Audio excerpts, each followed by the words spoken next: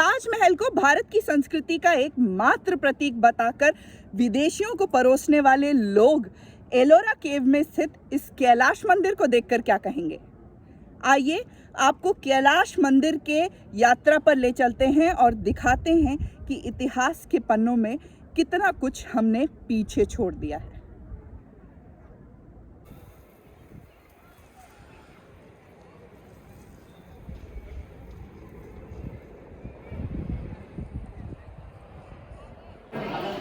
भारत भूमि अनोखे आर्किटेक्चर से भरा है और उसमें सबसे महत्वपूर्ण इस समय मेरे पीछे एक दीवार है।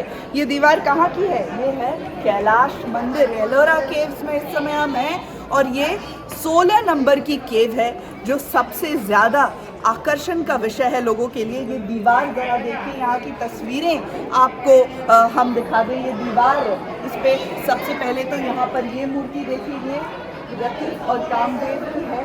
साथ ही साथ यहाँ पर आपको विष्णु भगवान नजर आएंगे जो अपने वाहन गरुड़ के ऊपर सवार हैं। और उस तरफ की तस्वीरें आप देखिए, यहाँ पर महिषासुरमर्दिनी की कितनी साफ और सुंदर तस्वीर है। और ऊपर यहाँ पर आपको देवता नजर आ रहे हैं जो उनके ऊपर पुष्प वर्षा कर रहे हैं महिषासुरमर्दिनी पर। एंट्रेंस पर आपको मूर्ति दिखेगी, ये माँ लक्ष्मी है। और क्या दिखाया गया है ये हम आपको बताएंगे। देखिए, सबसे पहले नीचे पानी आपको नजर आएगा, उसके ऊपर पद्म के ऊपर लक्ष्मी माता विराजमान हैं। दो छोटे हाथी नीचे से पानी उठा रहे हैं, दो बड़े हाथी उसी पानी को कलश से माता के ऊपर उंडेल रहे हैं, यानी कि माता का जलाभिषेक हो रहा है। तो ये जो मंदिर है ये एक रथ की आकृति पर बना हुआ है। ये भाग जो आप देख रहे हैं ये रथ का पिछला हिस्सा इसे कह सकते हैं। और उसके आगे जो ये आपको दीवार नज़र आ रही है, ये आमतौर पर रथ पर जहाँ पर सारथी सवार होते हैं वो आप मान सकते हैं इसको। और ये दीवार जो है आपको रनिंग में दिखाएंगे नीचे की तरफ, ये दीवार वो है जो घोड़े के ऊपर, जिसका घोड़े के गर्दन पर जिसका सर रखा जाता है। थोड़ा सा आगे अगर हम जाएं, यहाँ पर ये 3 मूर्तियाँ ये स्पेशल क्यों हैं ये हम आपको बताते हैं। ये 3 मूर्तियाँ इसलिए स्पेशल हैं क्योंकि भारत की जो 3 प्रमुख नदियाँ हैं, गंगा, यमुना और सरस्वती, ये उनकी मूर्तियाँ हैं। ठीक बीचों बीच गंगा माता आपको नज़र आएंगी जो बिल्कुल सीधी खड़ी हैं। हम थोड़ा और अंदर ले जा करके आपको ये तस्वीरें दिखाने की कोशिश करते हैं।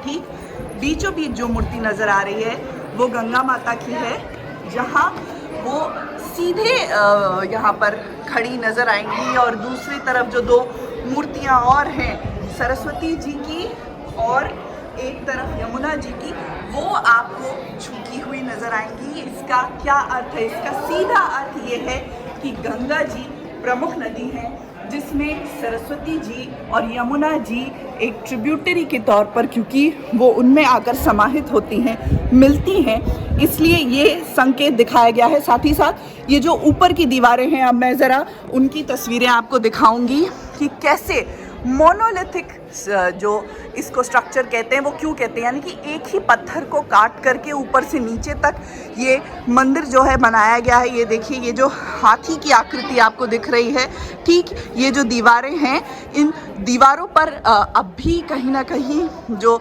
छेनी हथौड़ियाँ चलाई गई थी, जो कटाई की गई थी, उसके मार्ग देखने को मिलते हैं। और उसके आगे ये एकमात्र ऐसा मंदिर या केव, जो भी आप कहना चाहें, हैं जो कि ऊपर से नीचे बनाया गया है, यानी कि यहाँ से मैं आपको दिखाऊं तो बिल्कुल साफ नज़र आएगा।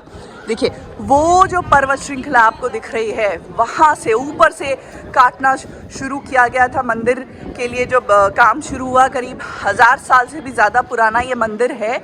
और इसे बनाने में भी जो है 6 पीढ़ियाँ लग गई थी।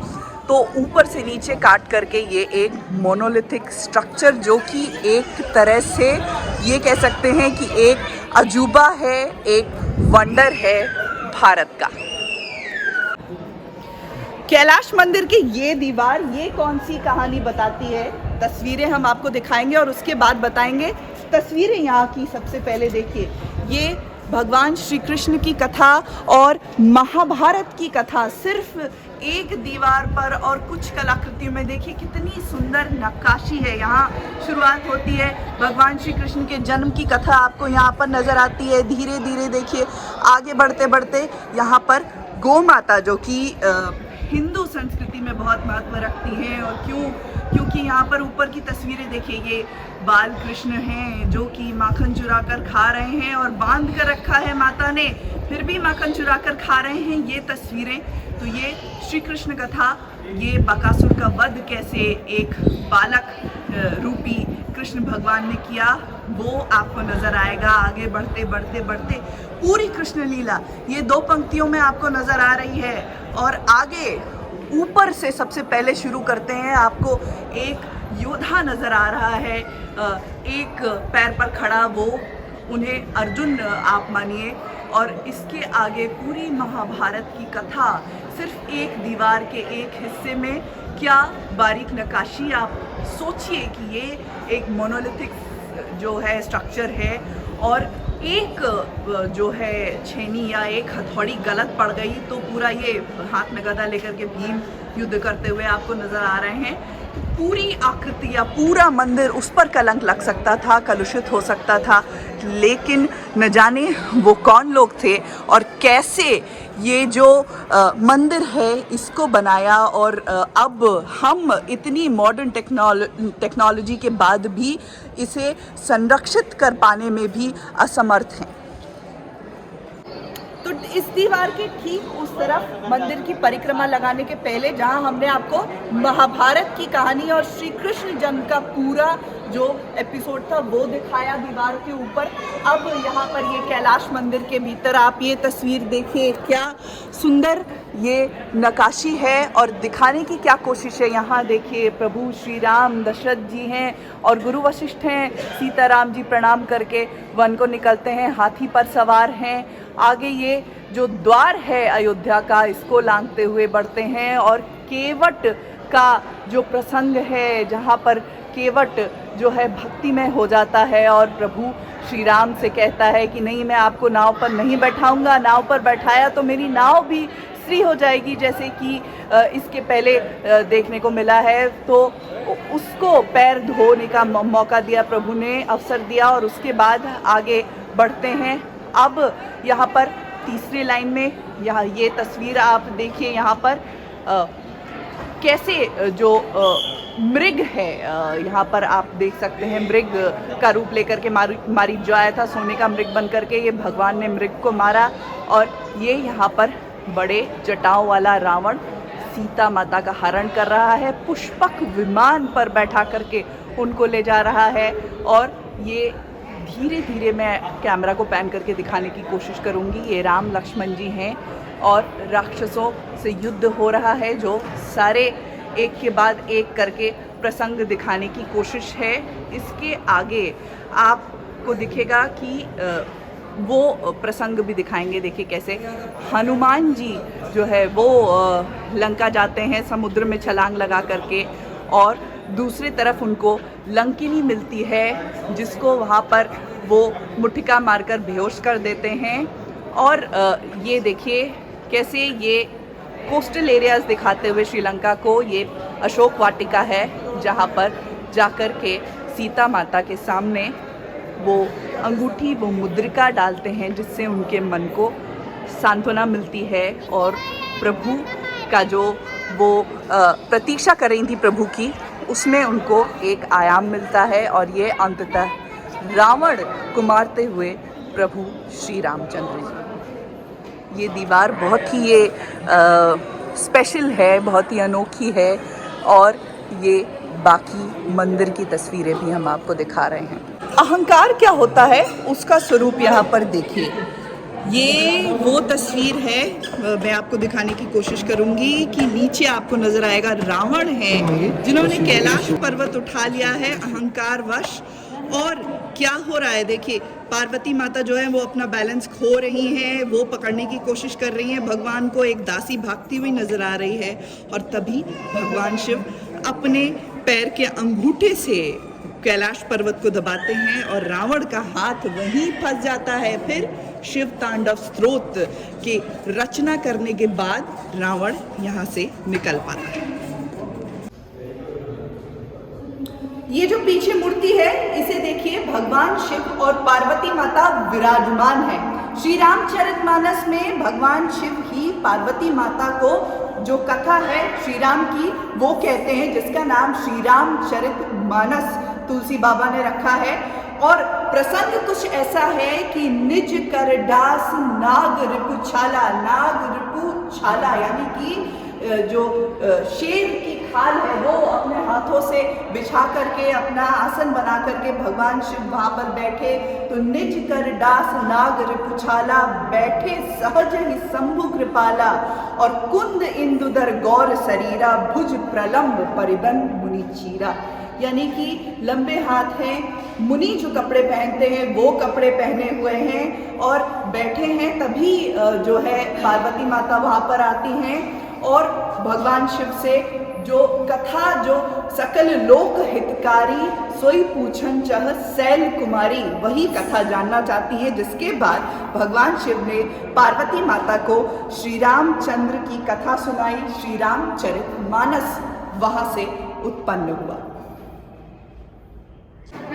गोस्वामी तुलसीदास जी श्री रामचरितमानस में कहते हैं कि भय बिन हो ही न प्रीत, यानी कि भय के बिना प्रीत नहीं हो सकती है। तो ये दो तस्वीरें भगवान शिव की, ये जो कैलाश मंदिर है एलोरा केव का, केव नंबर 16, एक ध्यानस्थ भगवान शिव यहाँ पर बैठे हैं, आपको नजर आएंगे। जो उनके साथी हैं वो सब यहाँ पर ध्यानस्थ हैं। ऊपर आपको दिक्पाल नजर आएंगे जो भगवान पर पुष्प की वर्षा कर रहे हैं। और ठीक इसके दूसरी तरफ जो तस्वीर भगवान शिव की, रौद्र रूप में भगवान है, जटाएं खुली हैं और हाथों में जो है वो त्रिशूल धारण किए हैं, जो बाकी के हथियार हैं वो धारण किए हैं। तो ये दो तस्वीरें कैलाश जो मंदिर है वहाँ से आपको भगवान शिव के दो रूप की। भगवान शिव जब अपनी बारात लेकर निकले थे तो क्या हुआ था, भगवान शिव के जो गढ़ हैं उन्होंने उनको तैयार किया। और कैसे तैयार किया, खूब सारी विभूति लगा दी, कानों में जो छोटे छोटे सांप के बच्चे थे उनके कुंडल पहना दिए, सांप का ही जनेऊ और जटा पर भी सांप लपेट दिया। तो वो श्रृंगार करने के बाद जब बाबा की बारात निकली, किसी के बहुत सारे मुंह, किसी के बिल्कुल भी मुंह नहीं थे, तो भूत पिशाच के साथ जब बाबा नंदी पर सवार होकर निकले तो जो देवता थे वो ये सोचने लगे कि हम साथ में कैसे जाएं।